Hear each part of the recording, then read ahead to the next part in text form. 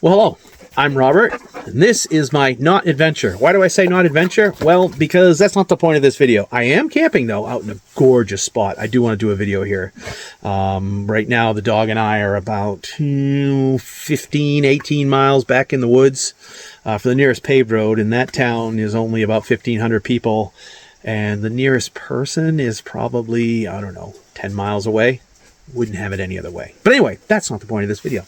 The point of this video is I wanted to share with you guys another in my, I guess, series on how I've modified this camper to suit my needs for boondocking. And today I'd like to talk about the water system. So it's got the standard water system that every other camper has with a pressure powered or a pressure activated pump, you know, that pumps out of a holding tank. Mine is very small, 16 gallons, which is more than enough for me. But if you start taking showers out of it, or if you're going to be out for a week or more, you're probably going to use it up.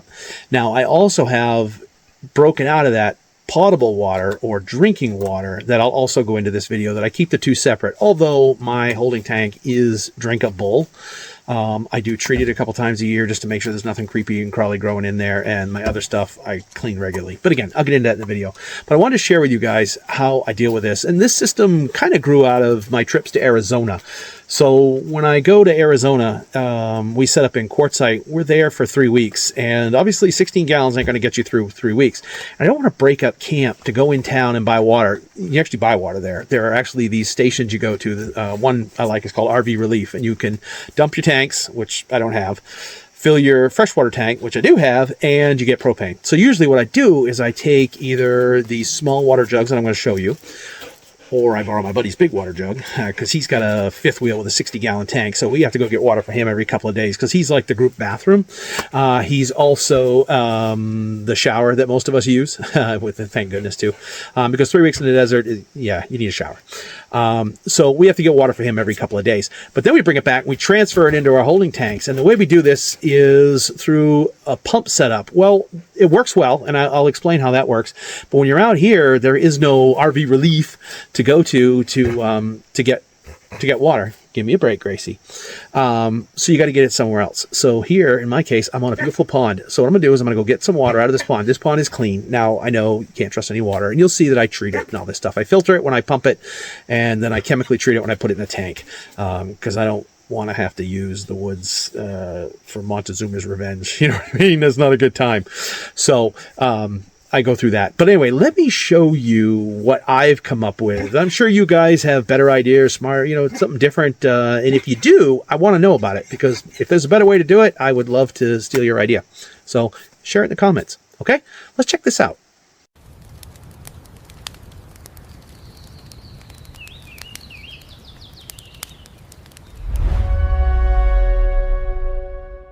So my water setup is like any other camper that you see out there. You've got your switch here, which turns on your pressure pump, and you turn on the water. Hear the pump run. Hot and cold water, like every other camper out there. And I'll tell you what, for a guy who's been living in a tent, that's pretty cool. But anyway, so under here, I'll move this and lift this up. That's the tank. And yes, I know, it's right next to the solar. It's a truck bed camper. I didn't have a choice.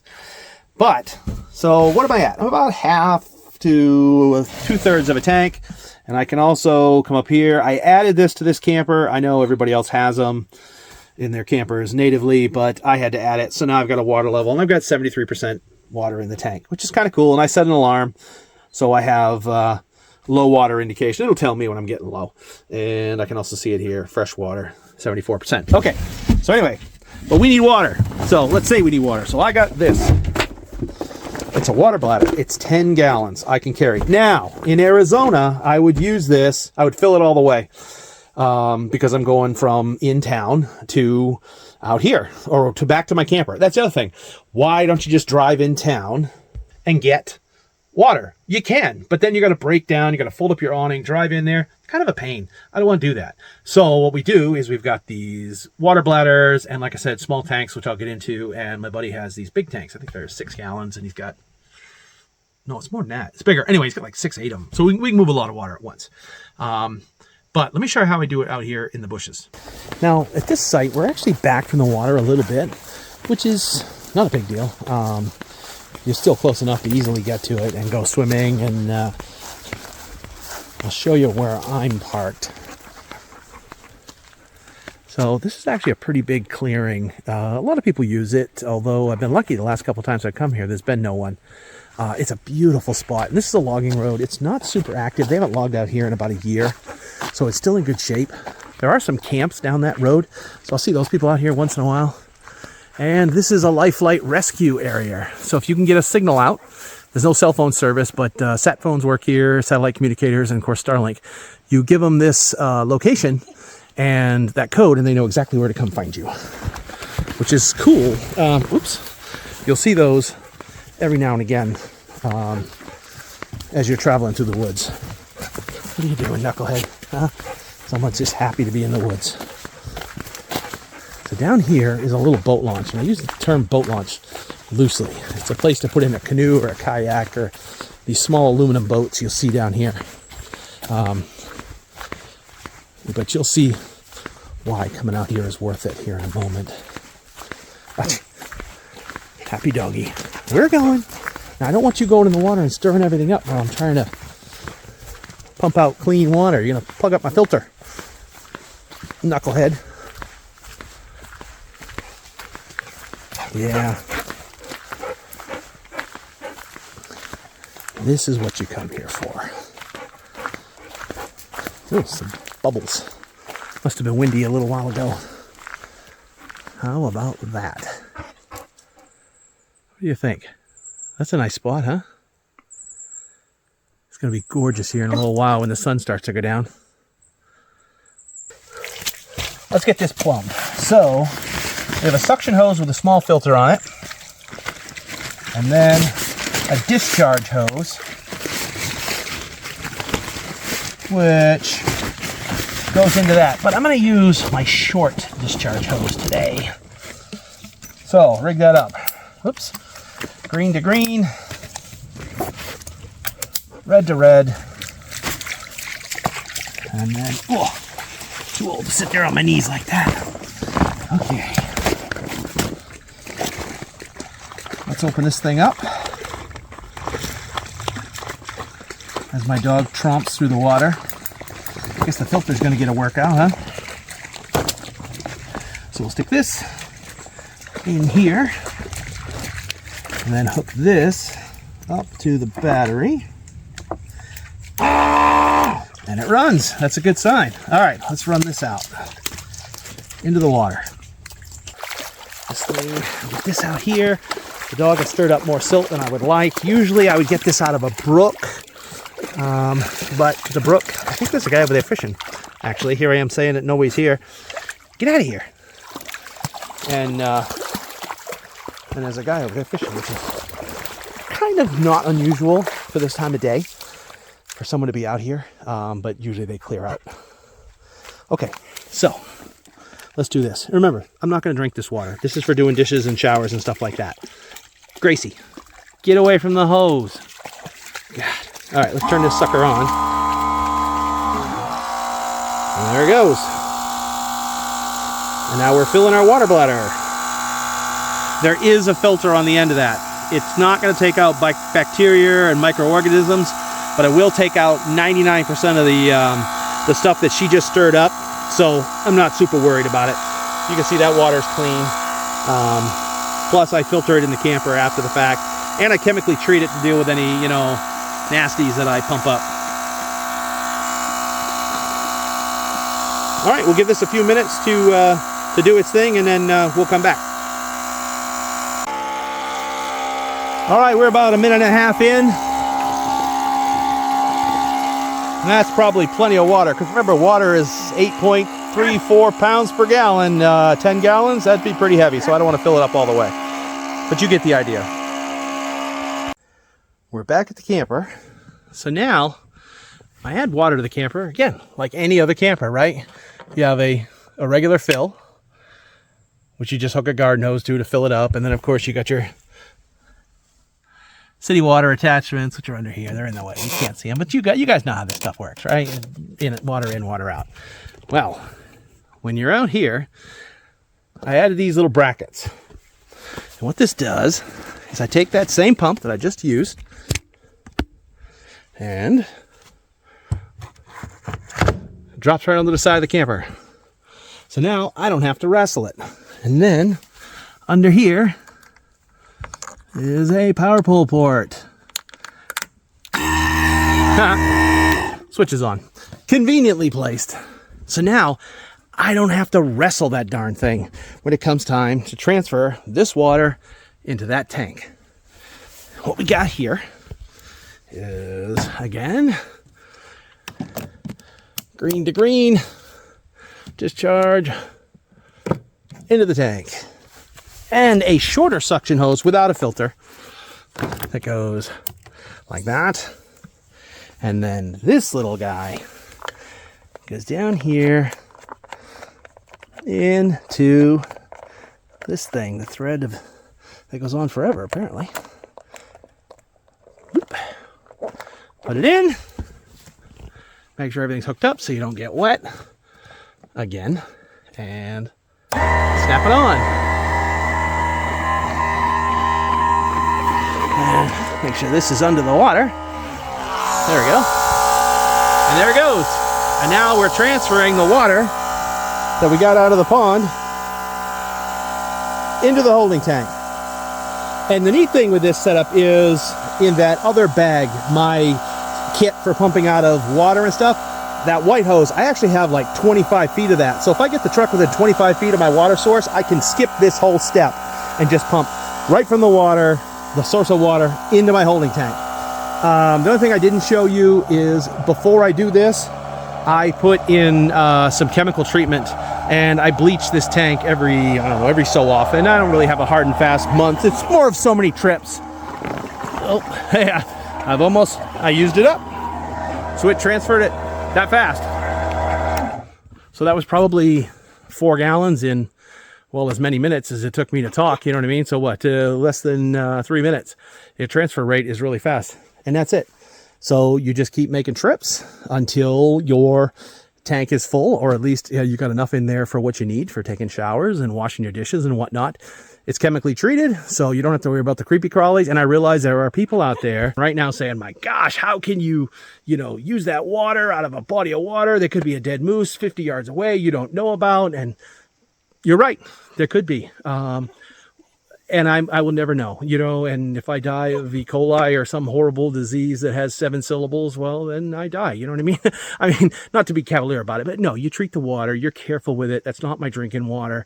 I don't cook with it. It's just for washing dishes and bathing. And yes, you wash dishes, you can get bacteria. I get it. Like I just got getting over that that salad issue that everybody had. And they said, oh, don't worry, it's not in Maine. That can't be what you have. And then, a week later, I'm getting a call from the CDC saying, yeah, that's what you had. So good times. So I get that. But you can't live in fear. You know what I mean? You take whatever steps you can to mitigate the situation, and then you just go with it, man. Now, I also have these tanks that I want to show you guys. I'm sure most of you already heard of these. Are Roto packs. These are off-brand, but the mounts are Roto. And these are the real deal. They're 2 and a bit gallons each. I don't pump on water when I'm out in the boondocks into these. I keep these clean. I actually have 5 of them. There's one over there behind that door, one here. These 2 are usually empties. They're like extras if I'm going to be out a long time. There's one here, one on the other side in the same place. These are kept full with potable water, my drinking water, and cooking water. So again, 2 of them. And let me show you why these are so convenient for me. All right, so you come into this cabinet. I have another one of those, and I have it mounted to the wall. And you can see where the water level is. And I rigged up one of those pumps that pump out of those 5-gallon water jugs people put on the water coolers and stuff. But I rigged it up on a mount so that it pumps out of these Roto packs. And what I can do is, that's my drinking water. I just turn on that little pump and it fills up my glass. I also have an ice machine. I'll tell you what, I didn't realize how much I loved ice until I got out into the woods on a humid day and was making ice. That thing's amazing. But anyway, I can also fill the ice machine with this directly here. And when that's empty, I just change it out with one of the ones that's full on the front of the camper. And that gets me, 6 gallons? I'm not going to drink 6 gallons of water over a weekend. My doctor probably wishes I would, but I'm not. And when I'm in Arizona, these go to those RV relief places, and I do fill them up from the spigots there. Also, I take advantage of my buddy's big tanks, and I refill from his tanks because it's just easier. 6 gallons in a shot versus 2 in these little ones. 10 in that other thing, but it's kind of unwieldy as 10. It makes life a lot easier. And I came up with a bracket to hold that pump in Arizona because my buddy he's the one who gave me the idea. A similar setup, but you had to wrestle that thing around. You're trying to hold the pumps. You got another guy holding the pump. We had to run a wire all the way around to the front of the camper, and then you're wrestling these hoses, and he's got a really nice filtration system set up, something I'd like to figure out a way to somehow incorporate, where he doesn't have to filter at all. He doesn't have to chemically treat it at all, I should say. He doesn't have to worry about it. But anyway, you're wrestling all this crap, and that's when I came up with this bracket. Drop the pump in place, transfer the water, and then pop it off. This way here, it's protected from the weather, and it's not this ugly thing on the side of your camper, but it's almost a one-handed operation to replenish this tank. Super convenient. So that's it. That's how I refill my water when I'm out in the woods. And I'll tell you what, 16 gallons gets you a long ways, but if you're in the woods for, a week, it's not going to cut it, especially if you have your spouse with you. They want to wash their hair in the sink or take a shower or something like that. They go through it pretty quick. I can do a shower in about a gallon of water, a little over a gallon of water. I'm still pretty fat, but as I go, all other things being equal, fat people use more soap. Turns out it's true. But anyway, so I'm pretty efficient with the water, but ladies have hair and it's just more work. So they go through the water pretty quick. So you need a way to refill your water. And when you're out and about on these long trips, this works good. Again, going back over what we talked about, taking water out of a stream, you got to be smart about it, or out of a pond. You got to be smart about it. I know this pond, and sure, the things we covered can still be an issue, but if you take good steps, come on, you're in the woods, you're going to take some risk. And while I'm not saying take risk with your health, if you want to be safe, stay home and collect stamps. They'll even mail them to you, stamps. When I'm out here, I'm not worried about it. You know what I mean? And I'm certainly not going to lose sleep over it. The price I pay for transferring water this way is well worth the benefits of getting to be out here in the woods with this knucklehead who's going full crazy because I'm not throwing sticks. So I submit this for your consideration while you don't have to do it. It sure made things a lot easier for me. So I'm Robert. This is my not adventure because I'm not adventuring, but I kind of am. And I hope you guys have a great one. Oh, thanks a lot to all the new subscribers. I'm getting subscribers. I can't believe it. I'm getting people that are actually watching my videos. Gracie, give me a break. And it's really neat for me because, this stuff is really, you can tell I shot this whole video on one camera. It's not exactly, Spielberg level of production, but I don't think it needs to be. Do you?